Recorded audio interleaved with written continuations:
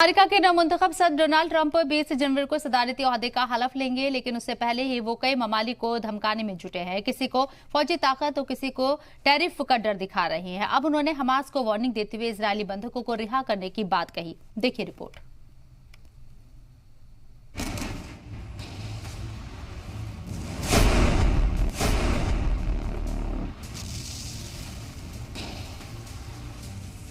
America के नौमुंतखब सदर Donald Trump ने हमास को इजरायल से भी ज्यादा खतरनाक वार्निंग दे डाली है। ट्रंप ने हालांकि यह वाजे नहीं किया है कि अगर बंधक बनाए गए लोगों को रिहा नहीं किया गया तो वो क्या कार्रवाई करेंगे। हमास के खिलाफ ट्रंप की यह धमकी बताती है कि इक्तदार संभालने के बाद उनके लिए मिडिल ईस्ट की राह आसान नहीं होने वाली है। ट्रंप ने हमास को अल्टीमेटम देते हुए कहा कि अगर 20 जनवरी से पहले इजरायल से किडनैप किए गए बंधकों को रिहा नहीं किया गया तो ये हमास के लिए अच्छा नहीं होगा। सच कहूं तो किसी के लिए अच्छा नहीं होगा। मैं आपकी बातचीत को नुकसान नहीं पहुंचाना चाहता। अगर वो मेरा ओहदा संभालने तक वापस नहीं आए तो वेस्ट एशिया में सब कुछ बिगड़ जाएगा।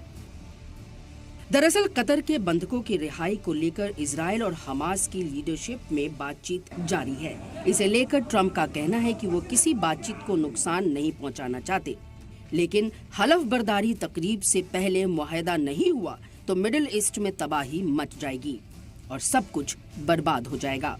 वाज़ेह रहे कि अभी भी तकरीबन 100 लोग हमास के कब्जे में हैं, जिनमें कुछ अमेरिकी अफसरों का ये भी मानना है कि बंधक बनाए गए लोगों में से कई की अब तक मौत हो चुकी होगी।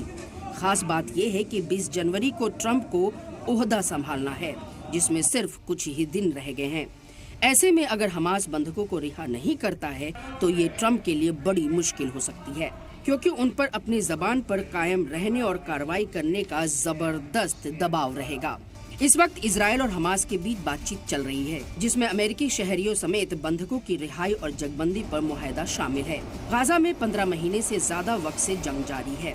ट्रंप ने इस बार का इलेक्शन इसी दावे के साथ लड़ा था कि वो इक्तदार में आते ही जंग को खत्म कर देंगे।